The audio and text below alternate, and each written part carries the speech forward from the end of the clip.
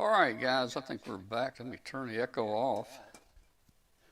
I was just checking to make sure that we're still streaming out there. YouTube sent me a note. They said, heads up, we've detected audio in your stream belonging to someone else.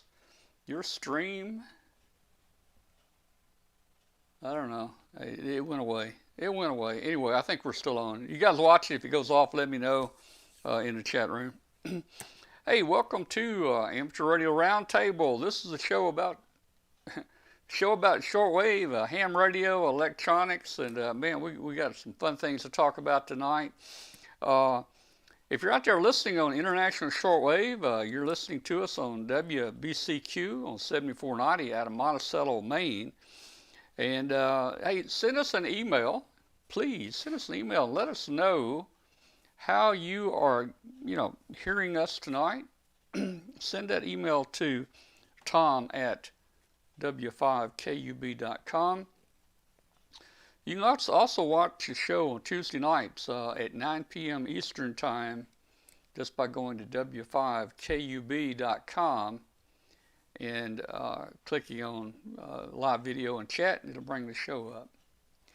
So yeah, I don't know, these policy violations, they don't mean a whole lot. We have a license with BMI, Broadcast Music Industry, out of Nashville, where we pay yearly. We file quarterly. All the music we play on the internet, and our license is supposed to cover it. But guess what? There's nobody at YouTube to talk to. They're all robots up there, and nobody can speak. I can't speak robot talk. So anyway, they usually flag it every week. They flag it, copyright, copyright, copyright, copyright. But most of the time, it says, "Don't worry, there's no problem. The owner is just watching your webcast, and he may decide to put a commercial or something on." But every now and then, I get one that says, "Your video is blocked in Russia." I get that quite often. So they don't like the music we play in Russia. Usually gets blocked. I don't know. So as long as we're still going, I'm happy here. Hey, if you will, click on the subscribe button. Subscribe button. It's down there somewhere. I'm not pointing exactly at it, but if you will click that subscribe button, it'll greatly help us out there. We really appreciate it. Join our Facebook group. It's called w5kub.com. No, it's not. It's called W5KUB. Just join that if you will, and we'd love to have you. We have about 14,000 members in that Facebook group, and we'd really love to have you there. Again, we're on weekly. We're on WBCQ. I'm sure they've got snow like this up there. And of course, we're on every podcast carrier out there: iTunes, Google Play, Spreaker, iNet Radio, and all of them out there. So let's see. I think that's about all the preliminary announcements we need to make. We've got we got a good show tonight, I think. Hey, Britt's got something he wants to show us a little later. It's going to be interesting. Let's see. Glen is back from Hamcation, and he's back, and he's going to show us some pictures and have a good time and tell us about everything there. We're going to mention the upcoming Hamfest here. The Trenton Hamfest is coming up, and let's see what else. Trenton, and there's another one or two. Russellville, and I think there's a few more. We're going to talk about that, and I'm going to throw this in here. This came up today, guys. Here, look at this. Look, man. Look. Now, you guys may not believe in these things. You guys may not believe in them, but I'm going to tell you. I'm going to tell you later if I believe in them or not. Well, I'll tell you right now. I do believe in them because I can make these things find anything.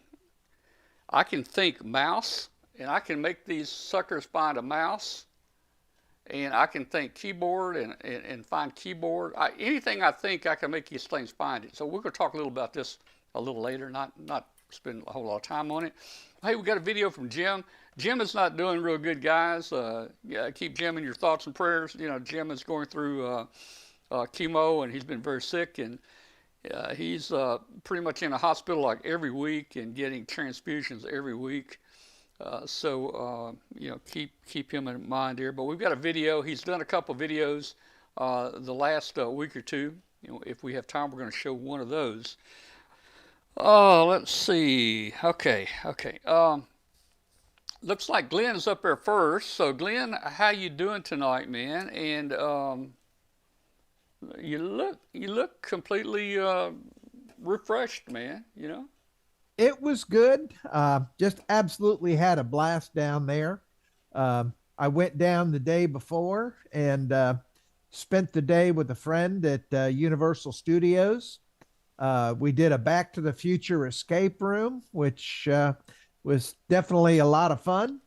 And then the Hamfest itself was absolutely fabulous. You know, saw all my friends and ran into Katie there and a couple other folks that we'll see in the picture. And it was a really, really good Hamfest. And Tom, I'm kind of glad you weren't there because that let me and Joe Eisenberg clean up on the door prizes. Well, I want to tell you something. I watched probably 10 or 12 hour-long videos of Hamcation, walk-arounds, and I never saw you. I never saw Dwayne. I never saw Katie. You know, I don't know where you got. You guys may have been at the bar. I don't know, but after all those walk-arounds, I never saw you, man. Well, first of all, I'm nobody. The YouTubers aren't going to take a picture of me. I don't exist, you know, so man, that's cool. But I'm surprised you didn't see Katie because everybody was running up and saying hi to Katie. Yeah. What'd you win? I won one of the QRZ1. Oh, well, actually, you won a QRZ1. I did not win this. I actually won the Intellitron 17-foot whip, and Joe Eisenberg won 3 of these. Oh, gee. And he wanted the whip, so I traded Joe Eisenberg the whip for this radio. Oh, boy. And then as something we can do in the future, I also won the general class license test manual. Oh, cool. And I think I need to send this over to Hambot and let him take care of this for me. Well, you know, I got my license, 30, 40, 50, 60 years ago. I probably couldn't pass the test now. It's all changed, you know. I probably couldn't either. It's all changed. It's all digital this and digital that and all this new stuff. I couldn't pass it, so. But I'm sure you've got some readers that would love to have this. So we'll get Hambot to give this one out. That would be a great one to give out there. Okay. Well, we're looking forward to hearing from you in a few minutes and getting a report there. Hey, let's go out to Brett there. Hey, Brett, come on in here and say howdy doody to everybody. Good evening, Tom, everybody. Yeah. I'm just back from New York City, where I managed to celebrate the Lunar New Year in Chinatown and went to see the Broadway show Spam-A-Lot. Oh, I should say Kong Hee Fat Chowie to you. Now, when did you leave up here? What? I left last week about Wednesday, and then spent the whole weekend there.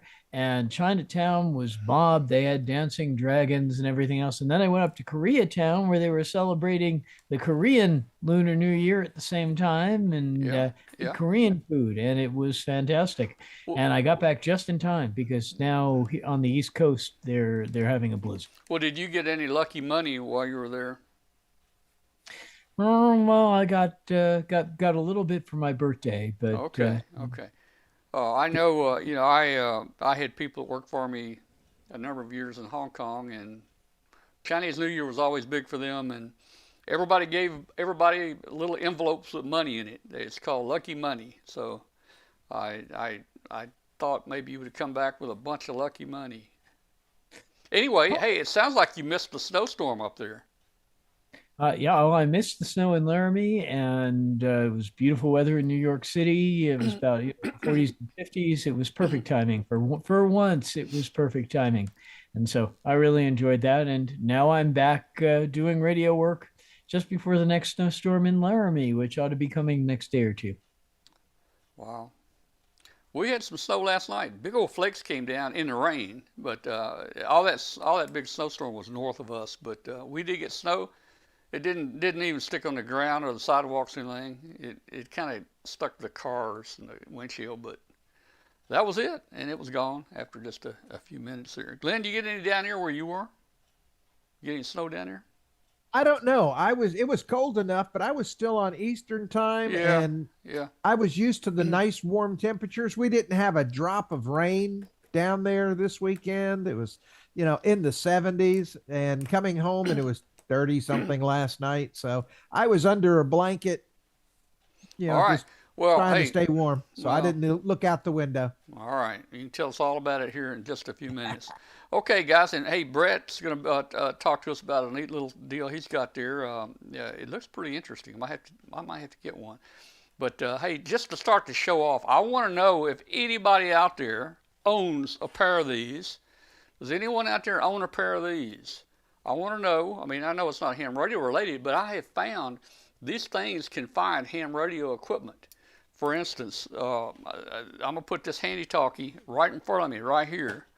And I'm going to take these things and, it almost hit me in the eye. Now, you notice they're not crossed right now. They're not crossed. But let me move this microphone. But, as I swing, now I'm looking for radios right now. As I swing over toward the center, they crossed. They crossed right there over that radio. Up there.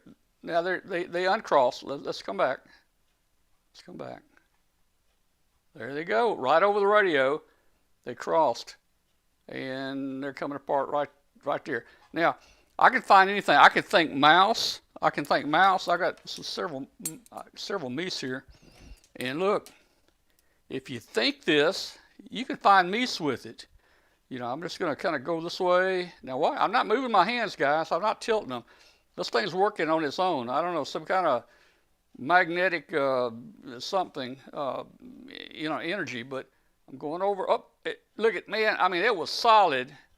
It's solid over the Mises here. So anyway, now I want to know, and these are made out of special clothes hangers. You gotta have. Don't use a white hanger. Don't use aluminum hanger. It's got to be this type of material, or it won't work. So I want to know how many. I want to know how many in the Don. You got it. Yeah, dowsing rods. I think they're also called Definity or something. What you know what I'm talking about, Glenn? Divining rods. Divining rods, something like that. Okay, so I want to know how many in the chat room believe these work. I mean, for real. How many of you guys? Now, there's going to be somebody in there that believes they work, and hey, I'm not going to badmouth you. That's your own opinion. I've got my own opinion. These things work great for anything I want to find: mice, radios. Now here's where I know they work. And since Glen works for this company, the Light, Gas, and Water Company in Memphis, that's right. That's right. You used to. I want to bring Glen in here a minute. Now, Glen, I saw a Light, Gas, and Water crew out in public, and one of the men were walking across the yard with the dowsing rods. He was walking across the yard trying to find a water pipe with this. Now, don't they have better equipment for finding water pipes instead of dowsing rods? Do you really want me to answer that question publicly? Well, I don't know. It's up to you, man. They may have better equipment, but they probably don't have anybody who remembers how to use it. Well, this guy was using it, and I suppose they found some water. He was walking across yards. I imagine he got within 10 feet of a water pipe. Well, now pipes, you asked the question, everywhere. Are these real or not? Yeah. And my first question back is, did you find the design for these on the internet? No, I just made me a couple. I didn't go to design or nothing. I mean, I think you can make them any length you want, but use it's got to be a good material now. You don't use any, you know. Well, I understand. The reason I asked that is if you had found it on an internet website, Yeah. then it absolutely has to be real. Well, the reason I said it's not, my wife she's watching all these YouTube videos, you know, and I looked over there, and there was this guy walking around, you know, with this, and she was looking at that, and I said, you don't believe that, do you? And she says, well, he said it has to be a special type rod, and yeah, I mean, and I said, you got to be kidding me, you know. So I gave her like 100 demerits right on the spot, man. I mean, but that's where I saw it this morning. She saw it on the internet, and I mean, she's pretty smart. Oh man, oh, I'm not gonna. I better not say more. Yeah, you know, now would be a good time to stop digging. Yeah, yeah, yeah, yeah, yeah. Um, well, hey, I also think these things will find sewer pipes, but you got to put something in them and flush it, and then as the flush goes through them, Right. you know, you can find them with this. Okay, now, anybody want these? I can mail them to you. I don't know what I'm going to do with them now. Let's see. Okay. Yeah, Hal says if you can demonstrate that you can make it work, you can earn yourself $1 million. Hey guys, I can demonstrate it all day. I can make it find whatever I want. I just made it find a handy talkie. I made it find a mouse. I can make it find anything I want just by thinking.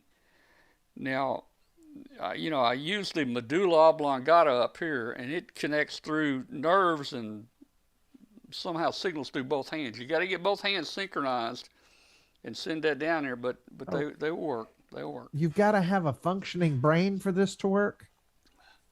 Yeah, yeah, yeah. Well, Hey, that leaves me out. The common person cannot use these. Yeah, I'm out. I mean, you know, I'm not even gonna do it. Okay, so let's do this, Glenn. Let's talk about Hamcation, man, and tell us a little about what went on down there. All right. Well, if you'll let me share my screen here. Well, it's on share. It's up to you. All right. Let me find the pictures first. I think that's going to be them.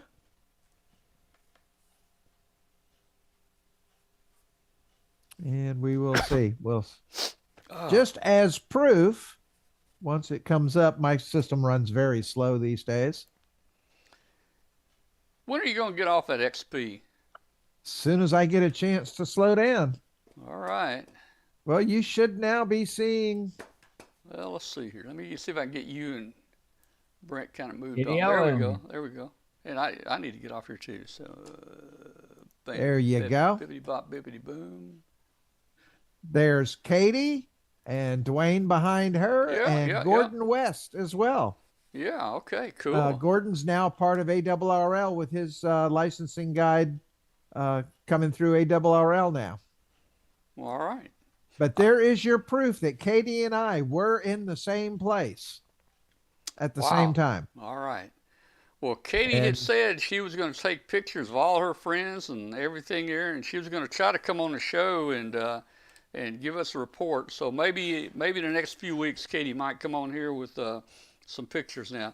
Well, there's the cat in the hat right there. There's the cat in the hat. Yeah, yeah. Joe Eisenberg.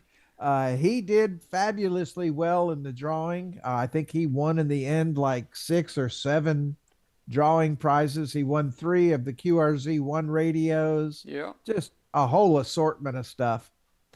And yeah, he was having a good time down there. We spent some time with him. And this was the day before. This was at Universal Studios where we did the escape room and everything. The escape room. No. We did the Back to the Future escape room, and there was my accomplice with me. This is an old high school friend that every time I go down to Orlando, we get together and we go do some fun stuff the day before. And this year it was Universal Studios and the Back to the Future escape room. All right. Did you And now- get out? Did you escape? We actually got out and we got a good score. So yeah, it was pretty good. All right, will they let you out after a certain amount of time if you don't make it? Yeah, if you don't get it, they will eventually let you move on. Okay, well, that's good to But know. we did really good. Good to know. And this is looking out from the or yeah from the area near the food court they've got outside towards the grassy part of Hamcation where they have some of the swap vendors. This is inside. Hey, Glenn. Let's step back a minute. Yeah, You were near the food vendors. I watched some videos and guys walked by showing it. Everything was. I don't know if this is right or not. Everything was $18. A corn dog was $18. A hot dog was pretty much. $18. Yeah, Wow. Everything was pretty like, much every meal was around that price in the whole town. woo, man, But I will tell you, the food in that food area was outstanding. good, Everything I good. got there was very good. All And of right. course, now this is the swaps building. Yeah. And you can see and this was like, I believe this was Friday. It was packed wall to wall on Saturday. It looks Um, like to me they made the aisles wider this year. Maybe the I'm, aisles were a little bit yeah, wider. It didn't feel as crowded, yeah, but just tons of good stuff. I bought a lot of stuff. yeah. So, I mean, literally, I had 18 pounds left Woo. of space in my suitcase when I went down. I came back and I had 3 pounds left, and I had some stuff shipped from the vendors to me because I would have gone over my weight limit, Mm, which was 50 pounds. So, yeah. and my backpack was full of stuff as well. So, yeah, I bought a lot of stuff down there. A lot of good stuff to be had. A couple new vendors as well. This is another picture of the swaps building, and just lots of good equipment and stuff there. As you can see, that's a drone there to the left, and don't recognize that thing in the center, but it looks like a piece of test equipment of some kind, and of course a UPS or two. But just all kinds of good stuff in that area. Hmm. And then this is again outside. Um, Trying to think. This is looking down the grassy part of the swap area. Again, this was Friday, nowhere near as crowded, but they had a full house in terms of vendors and people. This is one of the Native American crafts um, vendors they had there. Um, there's our POTA ducks. These are Mm. actually belonging to N1DUC, and they were there at the Hamfest as well. Very well behaved and very cool ducks. And then this is the lake on the back side of the field. This is the early part of my forum. By the time the forum started, we had a full packed house. Good. It went over very well and was a lot of fun. I'm going to be doing it again in Dayton. So y'all plan to come see me in Dayton. They promised me that I'm going to have the big room in Dayton this year, so nobody will get turned away like last year. And this is the sign vendor they had there. I really love these etched lighted signs. And did not get one this time, but I'm seriously thinking about getting one uh, in Dayton. Hmm. And this is one of the vendors there. A big focus on disaster planning, recovery, and things of that nature. They had Momo antennas from Italy there, and they have a really nice looking portable beam setup that I may have to look into. Here's the prep com folks. They had a huge booth area there, a lot of good stuff there. And now we're getting into, I believe this is Saturday. Similar picture right outside the food area.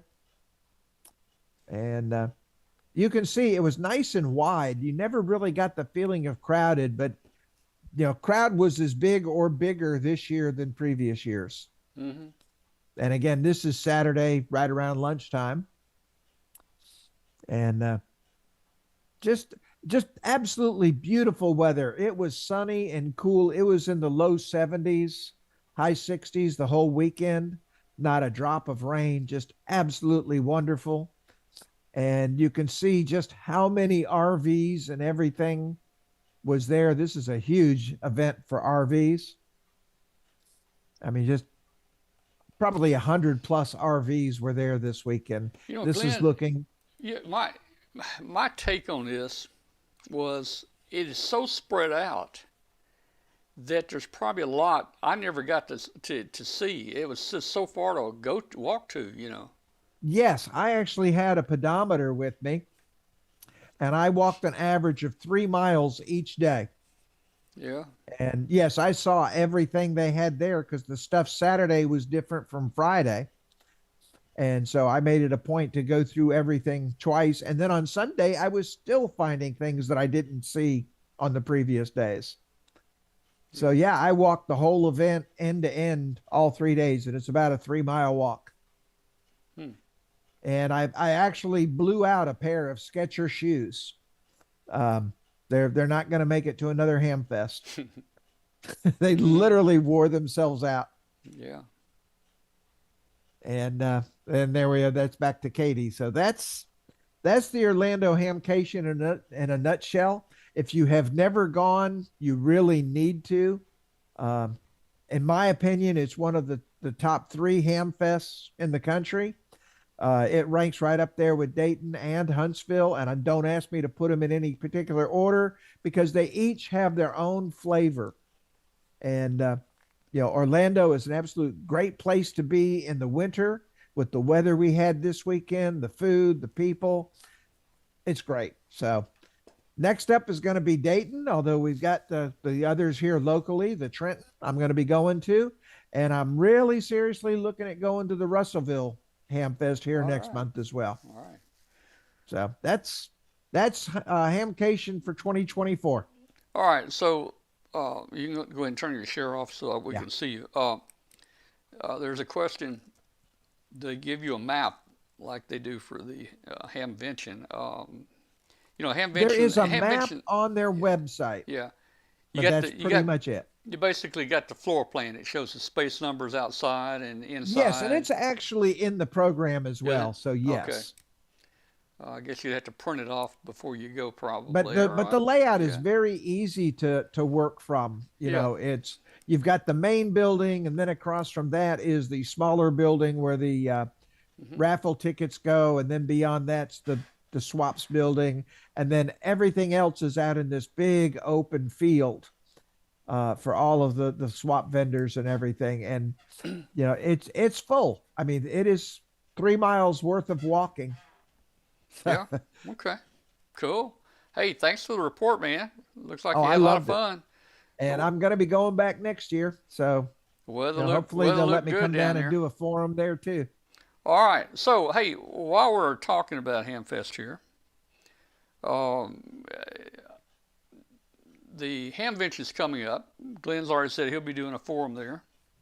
We're not going again this year. We went 40 straight years to Hamvention, and it's a long, it's a 1,000-mile round trip, pretty costly.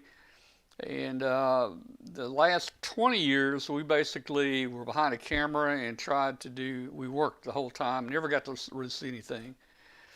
But we've decided not to go back again this year. But I would like to do this, but I'm going to need some help. I'd like to have a Hamvention marathon webcast this year on Saturday, kind of like we did last year. I will give out a lot of prizes to our viewers, but I need about 10 volunteers that can help us as remote reporters there at Hamvention. And when I say volunteers, if I could get 10 people and you could give us just 30 minutes in the morning and maybe 30 minutes that afternoon as you walk around, just show us what you're looking at as you walk around, not anything difficult to do. If you want to be on longer than that, you could be on for a couple hours if you want to. And with our program we've got, we can bring multiple cams up again, and we can have 4, 5, 6 different shots going of Hamvention at all the time. And then when we want to focus in on one certain area, we can bring them up full screen. And it doesn't require any special equipment. You can do it with your smartphone. We're going to try to provide Wi-Fi outside through Starlink. If not, last year the telephone connection worked a little better than the Wi-Fi out there. It's such a large place. So if you got a smartphone, with the camera in it, that's all you need to walk around and stream back into our show. So, I want to give away a lot of prizes. I want to have some good content, different camera shots, different people walking around, different things going on. But I need about 10 people. If I only, and right now I've got one volunteer that's going to be up here. That's Jeff, N3VE. He's going to be helping us. I don't know if he's in the chat room tonight or not. Let's see. I don't see him. But I've got one person. If I only get 2 people or 3 people, that's not enough really to do the show, because what happens is you get one person, he's going to give me 30 minutes Saturday morning and 30 minutes Saturday afternoon, and what are we going to do the rest of the day? So I want it high impact. I need help. You guys join our show, be part of our show. If you're going to Dayton, and get your smartphone out, and we'll give you a connection. All you got to do is connect to a link I send you, and you're on the show. And it'll be two-way. We can talk to you. We'll hear you. And I need about 10 people. So I'm going to keep mentioning this for the next month or two, because if we get close to Hamvention and I don't have the help, I don't think we can do it. And I'd hate to round up all those prizes and not have a show. Let's see. Yeah, W8LV, he says he'll try again.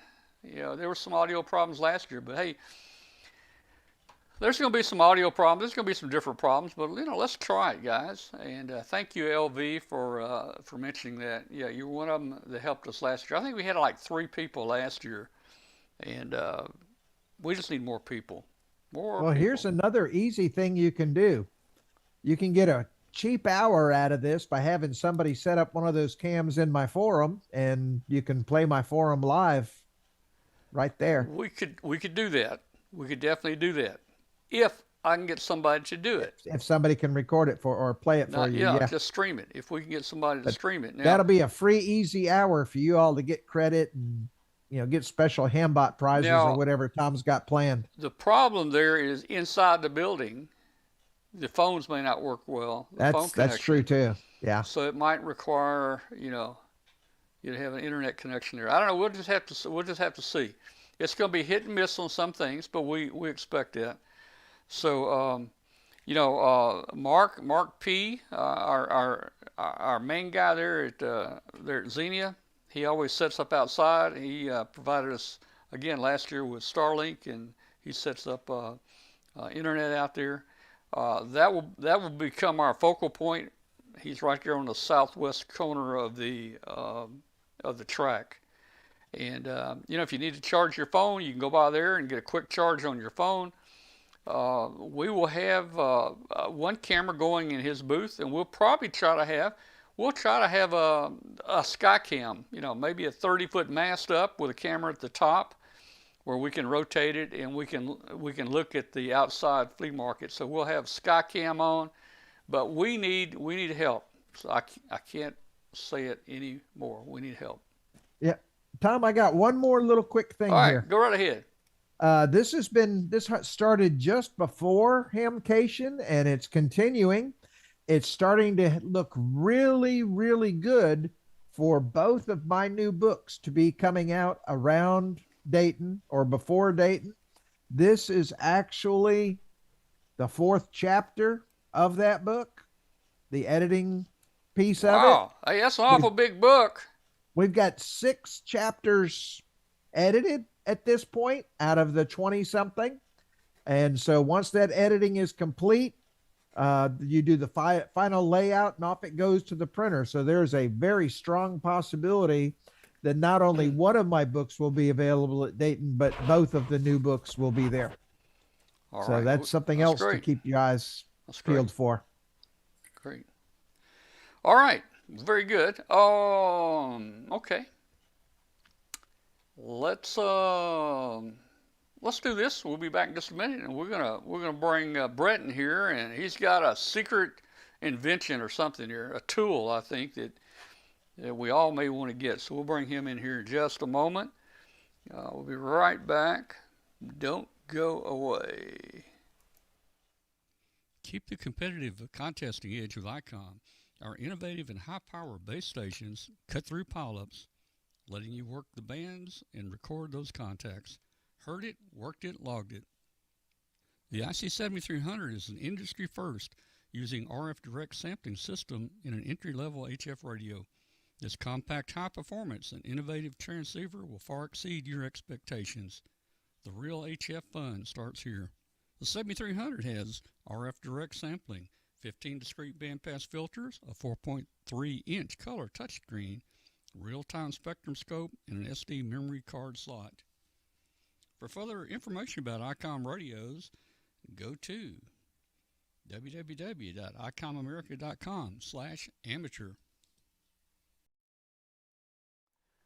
All right, and we're back. Okay, let's see. How about a pop-up zapping tool? Those are already out there, man. Just put you an extension on your browser, I guess. Hey, Brett, come on in here, and I want to see what you got there. Talk to us about it, man. Hello, Tom. Good evening, everyone. Well, I thought, as has been my want lately, I'm showing off some gadgets that I find useful. And here is a gadget that has really saved my derriere a couple of times. I need a lot of cables for my shack, and one of the things that I really hate is making them. It's a pain in the neck. Never seem to strip everything to the right length. Never seem to get the connector on straight. It's again, tends to be a problem. So I finally found some tools that help with that, and I'm going to talk about one of them in particular this evening, which is a unique patented invention that really helps with that. Now, here I have a PL259 connector, and this is a standard Amphenol solder and twist PL259. If you see here what we have the shaft and the barrel. You screw this on to the insulation. The braid gets caught under this under this little piece here, so that you can melt solder into in through the holes and connect to the braid. And then the tip is hollow, so if you look down there, you can see the center conductor of your coax pokes through there, and then you can solder that. But the biggest chore, and the thing I never get right is, or at least I never used to get right, was twisting the connector onto the coax. And it didn't matter whether it was big coax or small coax. I'd never seem to get it right. It would come out crooked. I'd get pieces of braid caught everywhere. And so I was looking for a solution to that, and I finally found one. And this one, it happens to be made by DX Engineering. And yeah, this is sort of a plug for them, because it's worth plugging them. They came up with something very good and creative here. This is the DXE UT 80P PL259 wrench. And what we have here is a device that screws onto your PL259. And what I'm going to do here is, you see, this is the PL259 connector. You can put this on top of the PL259 as you start to screw it onto the coax. And once you get it down to the bottom, it fits right over the threads of the PL259. So you put the cap on the coax first and let it fall down the coax. You can use this to screw the PL259 perfectly onto the coax. And then once you've done that, the end pops out the center here. And you can even solder before you take it back off to make sure that everything is held in place and perfectly straight. And then you can go back and solder the braid. Now, to show you the whole process, I was going to make a video, but I discovered that DX Engineering had one that's about 1.5 minutes long. And so I'd like to share my screen, if I can do that, and I'll show you their video, which explains how to do that. So here goes. How many PL259 connectors have you struggled to install? DX Engineering now has the solution for easy connector assembly. The new DXE UT80P PL259 connector installation tool is the answer to simple, high-quality PL259 installations. After stripping your RG213 size cable to the exact dimensions with the DX Engineering cable stripping tool, you are ready to install the connector. First, place the connector shell over the end of the cable and slide it out of the way. Then place the connector body over the end of the cable, making sure all the center conductor strands are inserted into the center pin, and start to thread it onto the jacket of the cable. Simply thread the UT80P tool onto the connector body until the threads bottom out. Hold the cable firmly with one hand, and gripping the knurled tool with the other hand, begin threading the connector onto the jacket. Tighten the connector snugly until the center conductor wire is flush with the end of the connector center pin as viewed through the inspection port of the tool. Just unthread the tool, leaving the connector and cable ready for final soldering. A beautiful job without all the scratches and scoured metal left by pliers. DX Engineering DXE UT80P PL259 installation tool.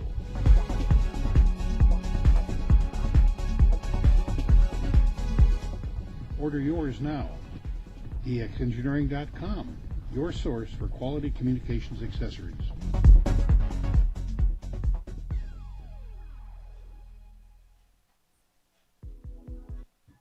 How many PL259 connectors have you struggled to install? And I didn't intend for that to play again, so let's see if I can stop the audio. And there you have it. Again, this is a really useful thing. And one thing which they don't say in the video is that it's not just useful for PL259s. PL259s, SO239s, and N connectors all have the same 5/8 inch thread on them. So if you have to put an N female connector onto a cable that's going to be carrying UHF or anything up to microwave, which I do a lot of, you can use this same wrench for that. And that has made it really worth it for me, because if I want to do Wi-Fi through any kind of cable of that thickness, it's just perfect for it.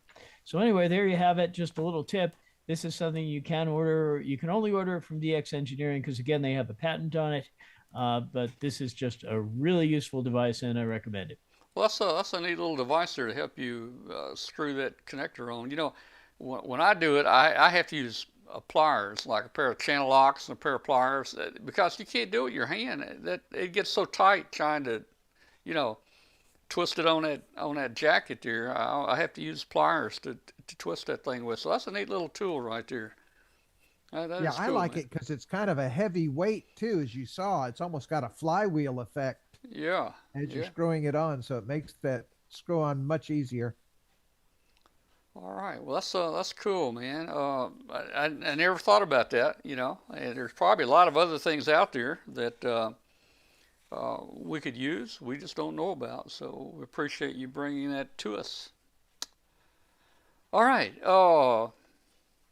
Let's see. We've got a video from Jim here we can play in a minute. Hey, I want to mention the Hamfest first. They're coming up here, the ones that are in the near future. So we've got Trenton. We've got Trenton coming up here. This is in West Tennessee, just north of Jackson, Tennessee.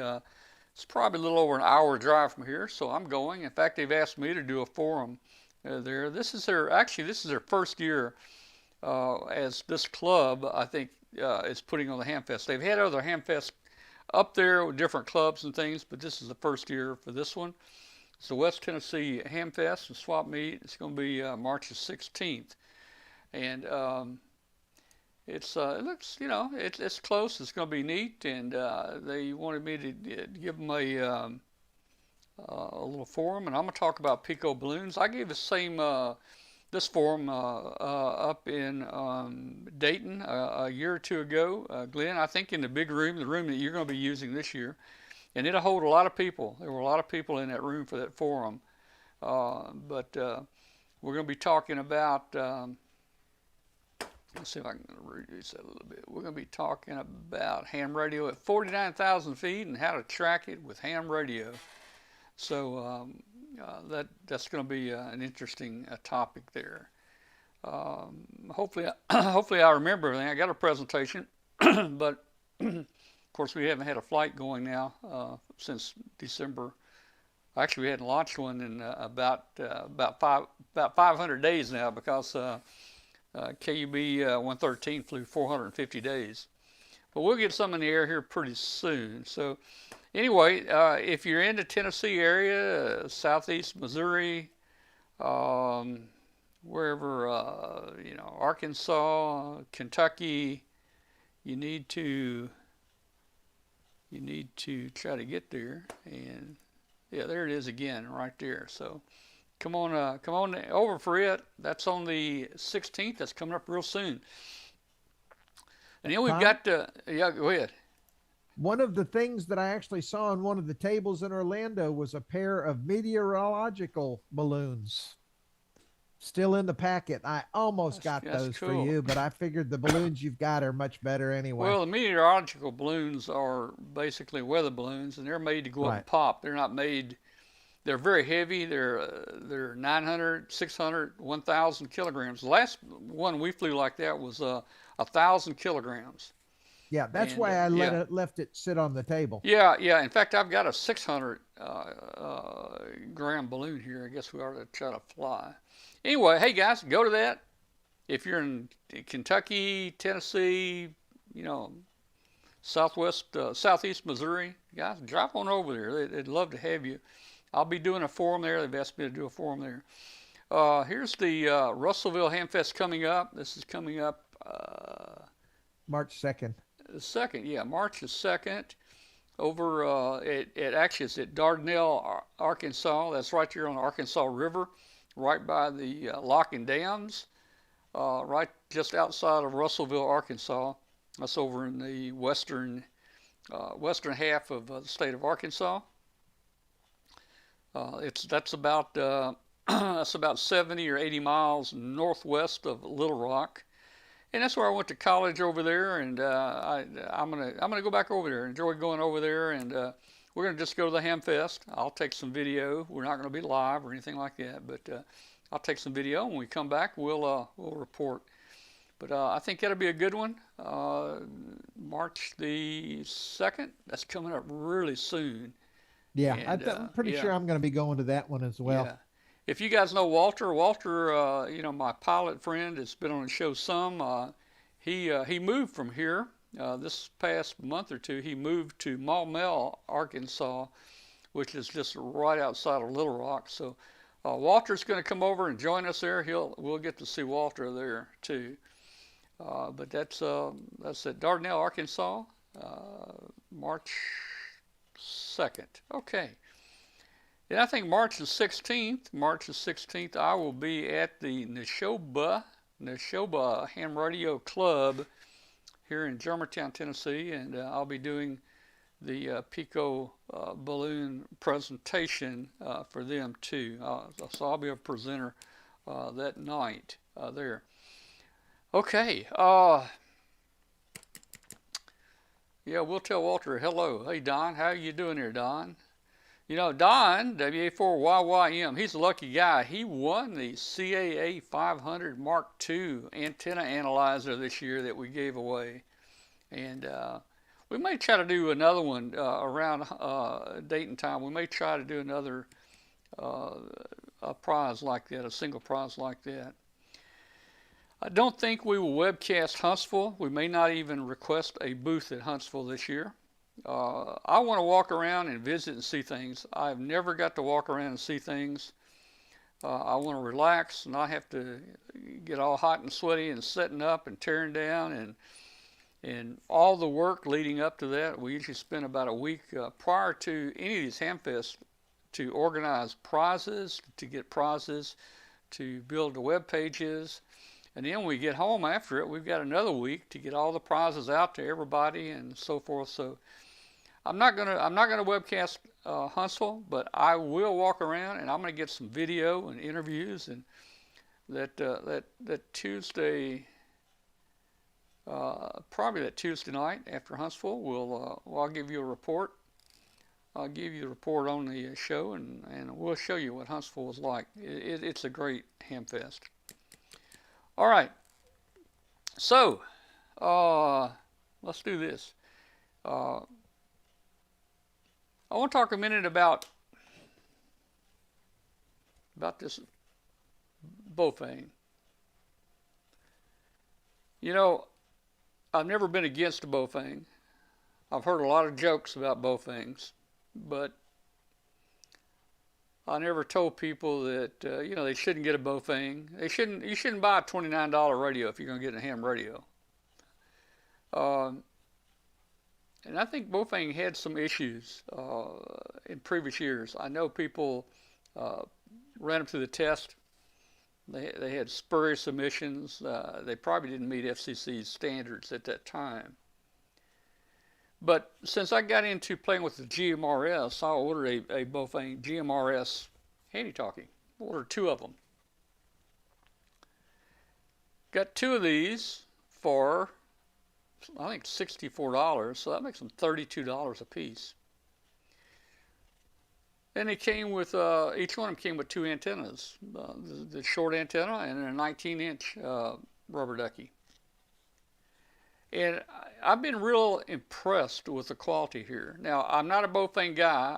I never thought I would be a BaoFeng guy, although I did not, I didn't tell you shouldn't buy a BaoFeng. But I never felt like they were the quality back then that I wanted to have as a ham radio operator.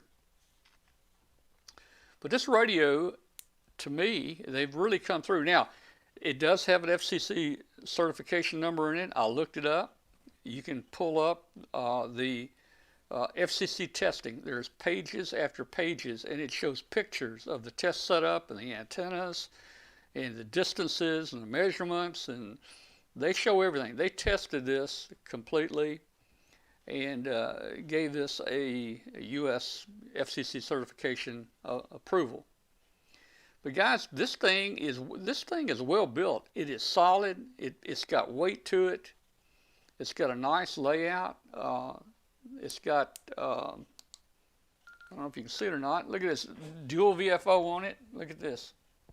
And that is I think that's a one. I thought it was a 1.9 inch screen, but that's pretty sharp, guys. Does the BaoFeng have position reporting? Position reporting? You mean like APRS or? So, well, it's not quite APRS, but some of these have the ability to transmit their GPS coordinates using tones. No, I don't. These don't. Now, I think they have one with the GPS in it. Whether or not it does what you're talking about, I'm not sure. It might be able to do that. But guys, this thing does a lot, man. It's even got a flashlight in it. Look at this, man. Look at this flashlight. Look at that, man. Look at the flashlight, boy. You can't get lost with your BaoFeng, man. You got a flashlight and everything, but it is a solid, cool radio. And the thing I like about it now, and maybe most handy-talkies, I hadn't bought handy-talkies in a while, it charges with the USB-C. And I really never thought much about that, but USB-C is like 1 amp or better. So I can see it could charge that up. So you don't need a special charger for it or anything like that. And they came with a programming cable. You didn't have to buy a programming cable. And so the program software is free. And I forget what else, but I'm pretty impressed with it, actually. Now I just got to get this GMRS stuff working for all my friends, so they'll have a repeater to work through. But it's cool, and now it's making me consider. It's making me consider maybe I ought to buy just a. And I've got a bunch of handy-talkies here, guys. I've even got some new handy-talkies I haven't even taken out of the box, but I'm thinking maybe I should buy me a cheapy BaoFeng VHF UHF handy-talkie. This is, of course, is GMRS, but you can put in any UHF or VHF frequency to monitor our scan. So does the GMRS radio also have weather? This also has weather. It also has weather on there, which is kind of cool. And it's just cool, man. I'm pretty impressed with it. So hey, it makes me have a different opinion of the BaoFeng radios that that I had prior. And everybody has heard the jokes before about BaoFeng. With all the theft going on, don't leave one laying on the car seat because somebody will break your window out and they'll lay another BaoFeng in your seat. So you'd end up with two of them. And like I told my friend that ordered a couple of these, I said, be sure, don't lock your door. I said, roll your window down. Roll your window down, and if you leave it in the seat, maybe by the end of the week, you may have a dozen BaoFengs in your seat. But I'm just kidding, guys. I'm playing. I'm impressed with it. I'm really impressed with it. And it is a solid built, good weight, handy talkie. Now, Jim evaluated one here a couple weeks ago, and we've got his video tonight. He checks the power, and I don't remember what it's supposed to be, but this sucker puts out like 8 watts. I was surprised. I thought it was a 5-watt handy talkie, but I put it on a bird watt meter, and I was showing over 8 watts out on both UHF and VHF. So that was interesting. So Jim has got one of the ham BaoFengs, and we'll show that video in just a second. One of the ham BaoFengs, and he has done a couple tests on it, like checking the power levels and putting it on I think a tiny what is it? The spectrum analyzer, tiny spectrum analyzer, to see how the harmonics look on it. And of course, the FCC says it meets all their needs. So I'm gonna put Jim on. Jim, guys, again, Jim is very sick. He may even be in a hospital tonight. He's having to have transfusions almost weekly, I think. He has some type of leukemia, and he's taking chemo. So, but anyway, when he does feel good, he wants to do ham radio. He would join us if he felt good, but I'm sure he's probably sleeping right now. But he had a chance to make a video or two, and we're going to keep his videos coming. And I'm going to put his video on here where he took one of the ham BaoFengs, and let's see what he said. One of the interesting things about this, a lot of the Chinese radios, even though they say they have a FCC certification listed on a label, if you look them up on the FCC database, they don't exist. So those are bogus numbers. And I also would like to say this: I have bought several of their Chinese mobile rigs, and my friends here, the GMRS radios, bought them. They're supposed to be 25-watt radios. They do about 15 watts. These Retrievus I've got here are 40-watt GMRS radios. They'll do about 20. So I was real surprised to see 8 watts come out of this handy talkie. I think BaoFeng's got a winner here. So let's see if I can get this video playing here for you real quick. He just makes a couple simple. This is his opinion of it, and he makes a couple simple tests. So let me get him on here, and we're going to look at it here. Well, I thought I was going to get him on here. Oh yeah, I'm going to.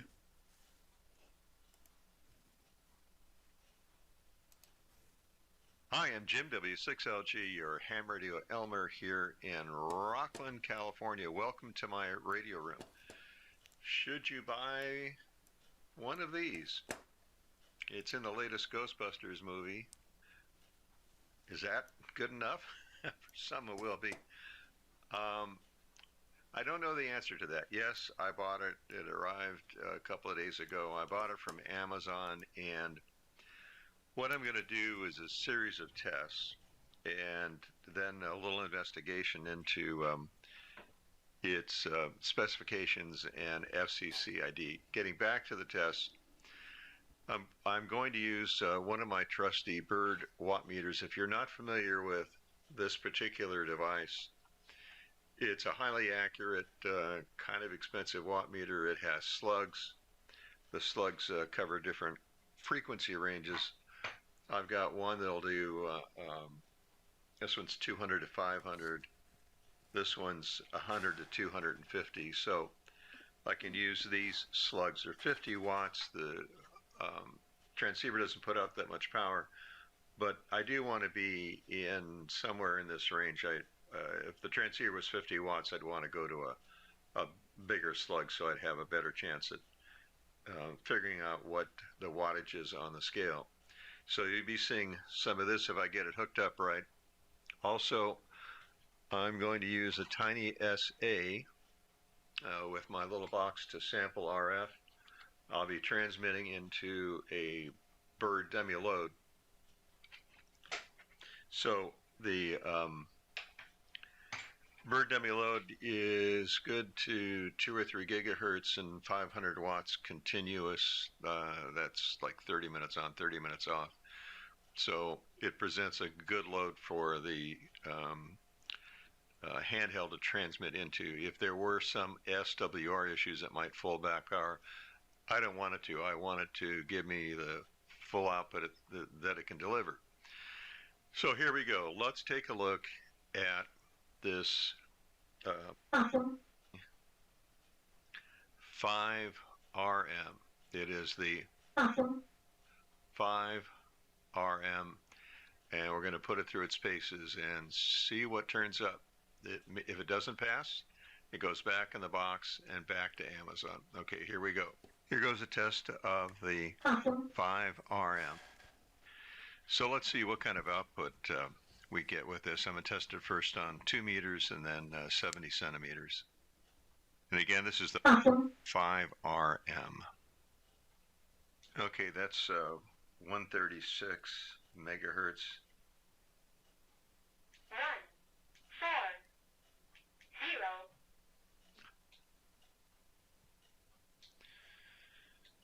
Okay, a little over 8 watts. 139. About 8.5 watts. Okay, let's try one. 150.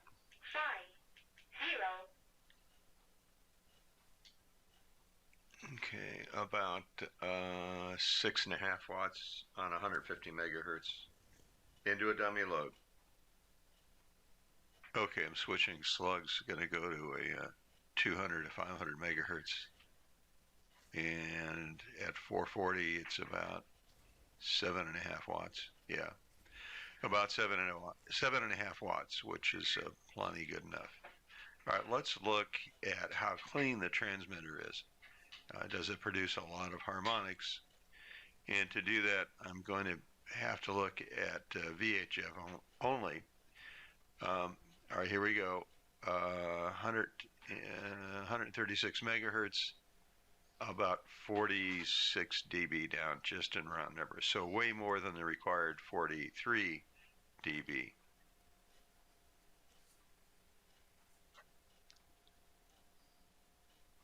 And let's do one more test higher up in the band. So I'm going to key the thing.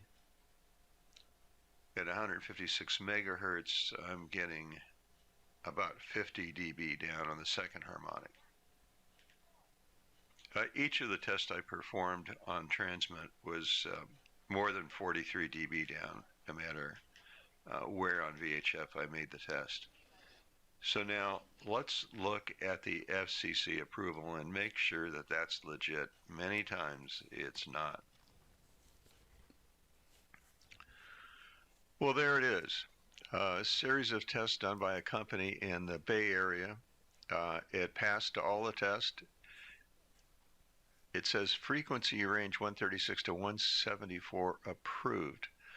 I'm guessing that's received. And I'll dig into this some more, but as near as there's pages and pages of PDF files that I need to read. In any case, it apparently is okay to use. It has about 8 watts output. Second harmonic is down, in my measurement, more than 43 dB. In their measurement, about the same. So my meager, simple test They've got all the best equipment in the world, and they came up with about the same numbers in terms of harmonic radiation. So, should you buy one? And my answer is, yeah. It's where I put it, for $30. It's a bargain. I don't care about the heft of it or the shininess of the knobs or any of that stuff. It just works like a transceiver as you would want it to work. And for $30, I paid $29 and change, free shipping and same-day delivery. So I'm going to call it the Ghostbusters radio. This one's not busted. It seems to work as advertised. Now, the next thing I'm going to do is I did get from VE6 Sierra Foxtrot X-Ray Ben, and he did send one of his antennas to me, which was very kind. I'm going to try this thing out. That's one of the reasons for getting the handheld, was to see if this thing actually worked. I know it does. So I've got some places to hang it, like a patio cover. I don't know if I can find a tree or not. Hey, put my call sign on it. And the feed point is, I don't know if I can get this to focus or not, but it is a BNC connector. There we go. A BNC connector and a special fitting with a couple of screws to make contact with the conductive tape. So I'm going to hang this thing. I've got in one of the rooms, there's an exterior door, and it is a tall door. I think it's a 9-foot door, and it's glass in the middle with metal around the perimeter. I'm going to hang it in there. I've got a place I can hook this on and see what happens. I know there's some repeaters around Sacramento. I don't even know where they are, to be honest, or what frequencies they're on.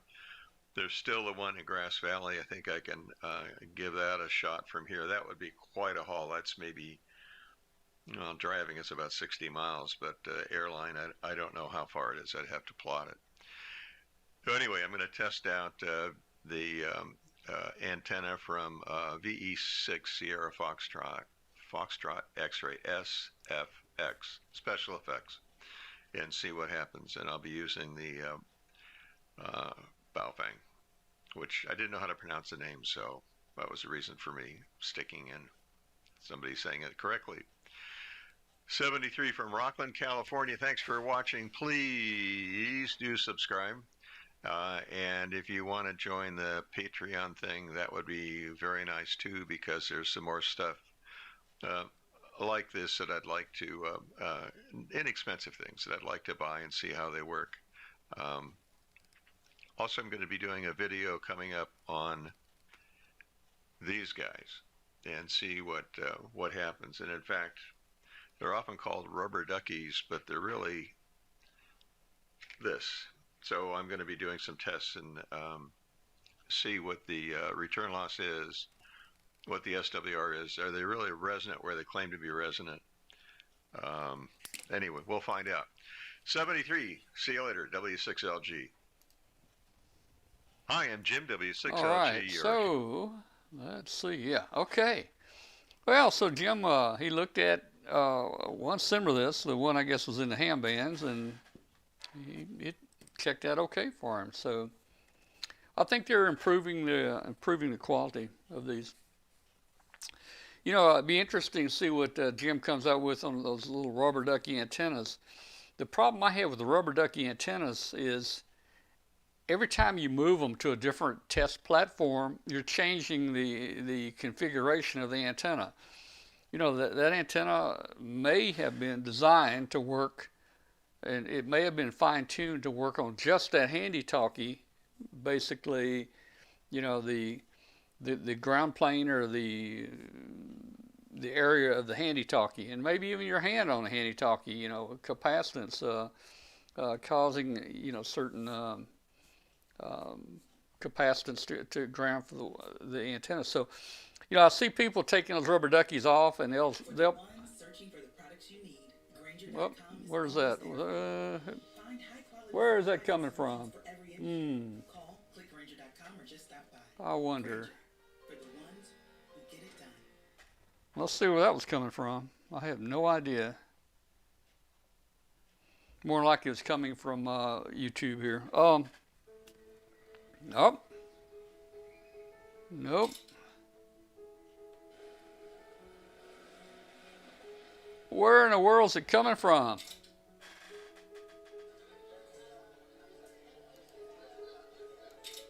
Okay, all right. I got to figure this out. Hang on, guys. Bear with me. Bear with me.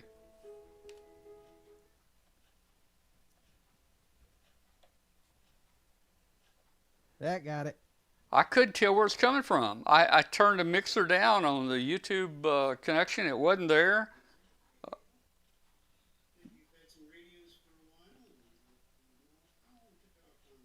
Well, who is that talking?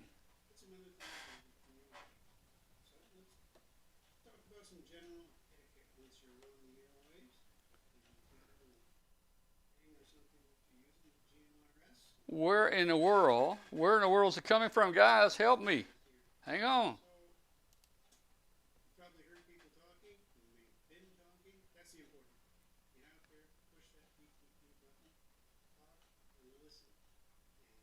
Where in the world? Not coming in on Zoom. Wait a minute. Wait a minute. One other place I can look.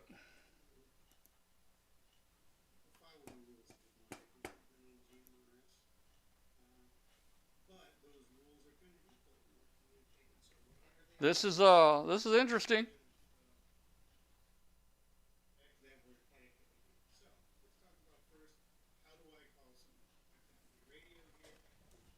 Tom, I'm not hearing that on the live feed. That may be on the Zoom feed. Did Harvard University? You know, I just turned the mixer off and I'm still hearing it. The best part? This incredible new technology Let me see. improve the clarity of your distance and reading vision. It can help eliminate floaters, relieve the Man, this is In weird. the computer. progression of retinal detachment, cataracts, or macular degeneration. This is weird. And because it doesn't require expensive drugs or painful surgery, All right. in as little as 6 seconds a day, you or someone you love can do it from the comfort and privacy All right, we're gonna find this, guys. Have you We've got a got- window open on your PC? We've you're got not a. We've got a. seeing? All right. All right. Let's look. Let me look here. It's not on that PC. in eye health and vision correction since glasses. Plus, you'll meet some of the lucky folks who've already used this system Not on that PC. to reclaim 20/20 vision. All the mixers. I turned down all the mixers. It's not coming through any audio channels. Michael, who was suffering with terrifying dark spots, agonizing headaches, and blurry vision, even with his glasses All right, guys. If you got blurred vision, you might want to listen to this. coma and needed a surgery called a trabectomy. I'm gonna find it.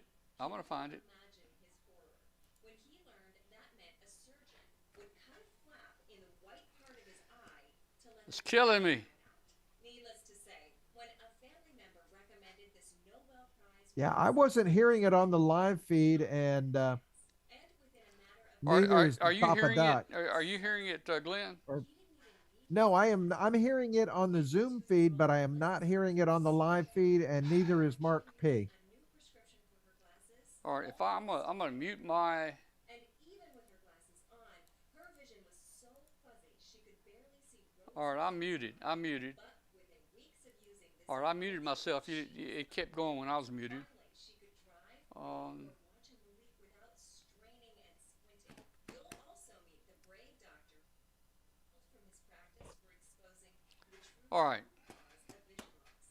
And I'm sure this comes as no surprise, but we now know it has All right. All right. age, genetics, or Is it coming off of the BaoFeng you left turned on? presentation. You'll learn No. Well, no. 6-second method Open. Let's see. Sounds. research institutions like Harvard, Yale, and Johns Hopkins. Guys, I can't tell you where it's coming from. Okay. Nearly blind as a bat. Listen, the eye. All right. I'm turning since it's close to the end of the show. I'm turning computers off. So So before you buy that next pair of glasses or contacts, before you undergo another round of expensive or uncomfortable eye tests, and before All right, I just turned off the PC that we did the YouTube on. It's still there. yourself to watch this brief presentation in its entirety because over 13,000 people have already taken action to restore their vision using this remarkable discovery, and the results speak for themselves. This is just Some amazing. were able to This is amazing. classes in a matter of There's obviously a mixer or a feed you're not thinking of. expensive medicine. Then I turned down every one of the mixers, and it's coming through just like.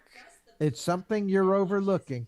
Oh yeah, most yeah. See if this incredible breakthrough in powerful vision. It's the BaoFeng, guys. It's the BaoFeng. Click the blue button now before the eye care industry. Now's the time to use the dowsing rods.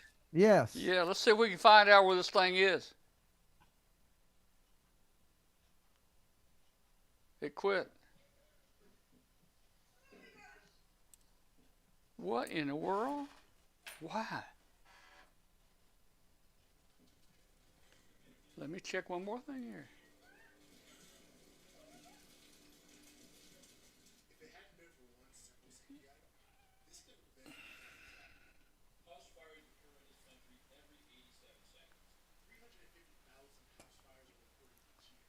I have every browser closed on everything.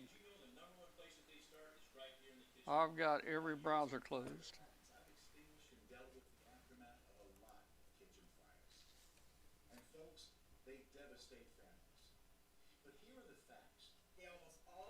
Are you guys not hearing the audio? Hey, okay, maybe they're not hearing the audio on the show. No, they are not. Okay. You probably think something we're in crazy, your guys, room. but I've got an audio feed here. Us on Zoom are hearing all kinds of commercials and stuff. Nope, no other laptop. That one's turned off. Only chat room on here. Oh, wait. Chris is saying he can hear it. Well, you might be hearing it through my mic here. Tom, I'm hearing it through your mic, but no Yeah, other you're way. hearing it. You're hearing it through my mic. So,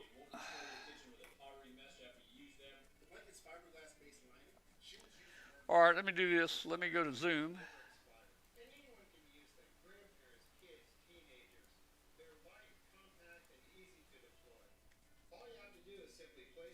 Brett is muted. Glen is muted. I'm going to mute myself.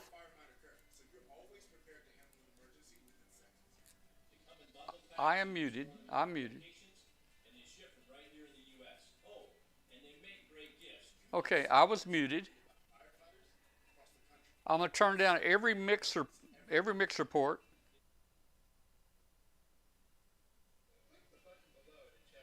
It's not coming through the mixer. Tom, is it coming out of your speakers there? Yeah, I think it's on Zoom.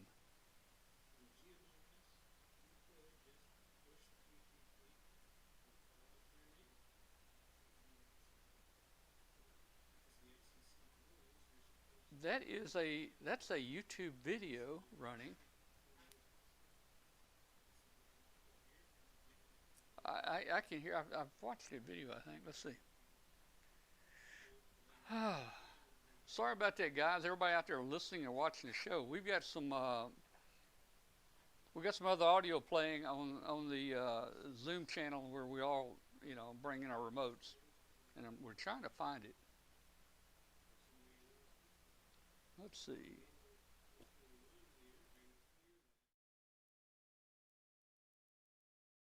YouTube video. It's on another laptop that I completely turned off. Because that would have been the only other source of audio that was relatively new. It's coming in through Zoom. It's on the it's on Zoom. So hey guys, if you would check and see if you got any other screens open. I'm muted. It can't. Well, but you could be muted and a different screen cannot be muted. See if you got another screen.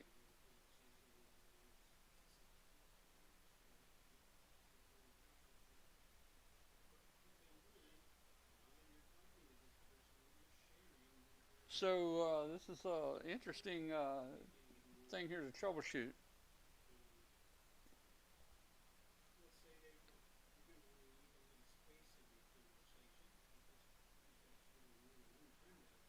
All right, I tell you what I'm going to do. I want each of you, Glenn, I want you to hang up and then dial back, and Britt, you hang up and dial and connect back in. Okay? Okay, who goes first? You can go, Britt. You go, Britt. I will do that first. Okay. Hang up and come back in about 5 seconds. And Glenn, Okay, I'm gonna go poof. All right. All right, Glenn, you hang up and call back in.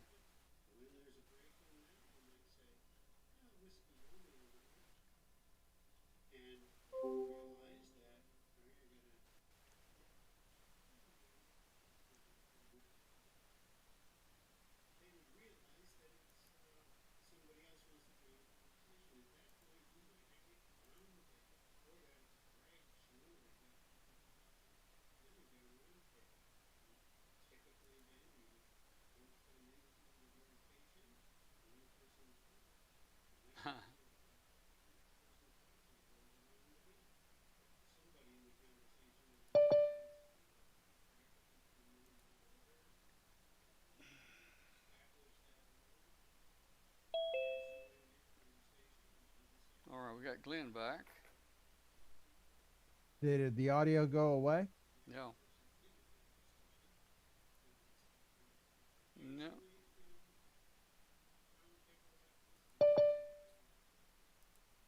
Okay, guys. Interesting. There's got to be another computer or feed that you don't know about, Tom. All right, look. I've got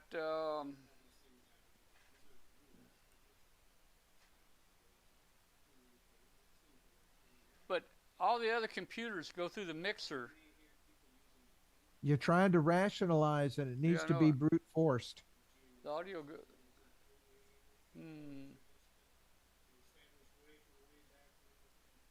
I'm gonna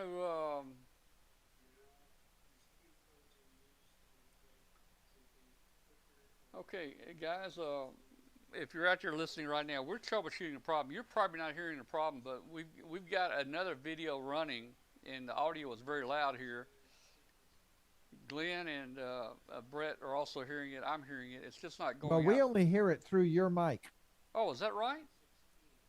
This is what we've been trying to say for the last 20 minutes. Brett, I thought you guys said you heard it out through Zoom. Yes, we are hearing it through your mic through Zoom. Oh, through my mic. Yes. Okay. All right. I'm gonna turn my mic. I'm gonna turn my mic off. I'm gonna turn my mic off. Well, that won't do any good. Well, we know we won't hear it then. Yeah.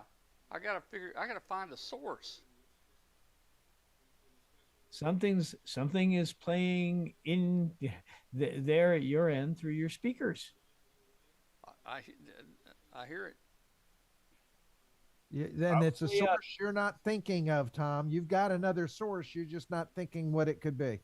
No. All right. It's probably on your video laptop. I turned the PC off where we have the YouTube. It's completely turned off. So I've got the chat room PC up. And I have no browser at all open on that PC. Just the chat room, just hex chat. On the Zoom PC,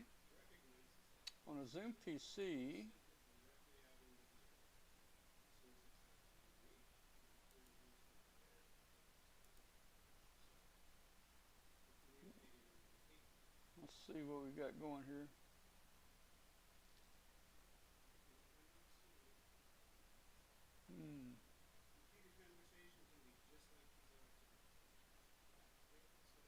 All right, I'm going to close that browser. I don't have a browser open other than Zoom, and that is Chrome.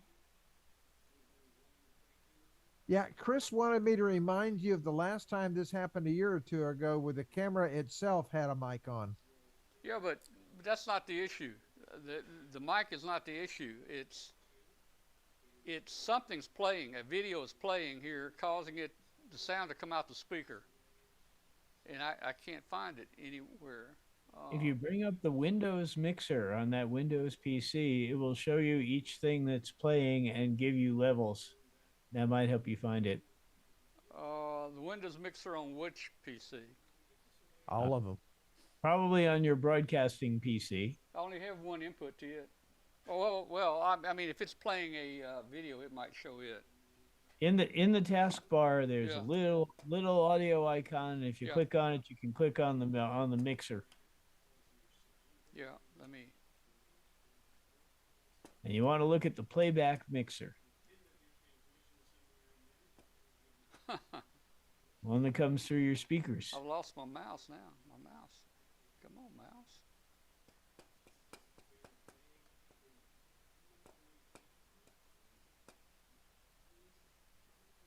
My mouse is gone. Oh, there it is. It came back. All right. Let's look at this.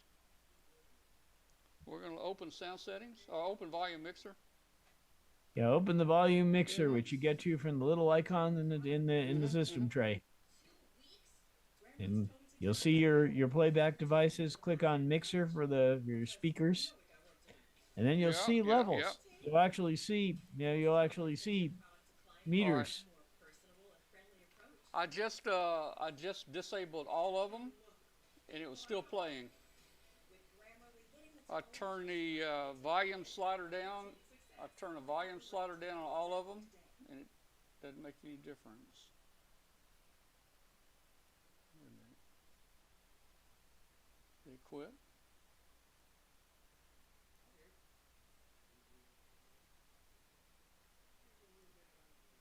No, okay. So my mixer on this one's not doing anything. It's not. I disable everything, and it's still playing. So let me look at the mixer on the Zoom PC.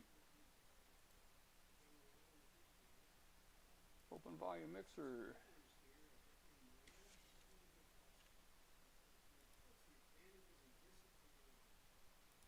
I disable the speaker on it, and it still continues to play.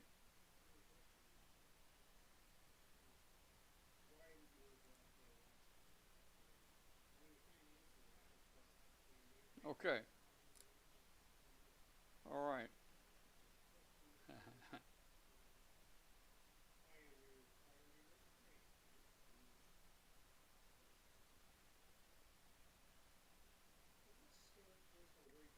All right. I'm going to do one other thing. I'm going to unplug something here. I'm going to unplug the audio output from the webcast encoder. See if it stops.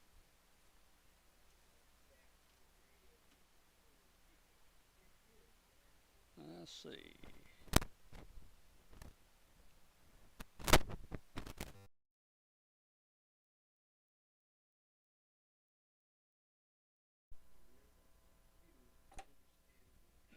Okay. All right. So the output of my webcast PC, I unplugged it from the mixer, and it's still coming out. So it has to be on the laptop that Zoom is running on. But when I disable all the audio, it still continues. Do you have like a phone or something plugged into that laptop? No. Nothing USB that can generate audio? Well, I got USB to audio converters, but there's nothing. I've already eliminated most things. All right, hey guys, hey, thanks for watching tonight. We're gonna keep troubleshooting this in a minute. Thank you for watching tonight. It's 9:30 here, 9:36.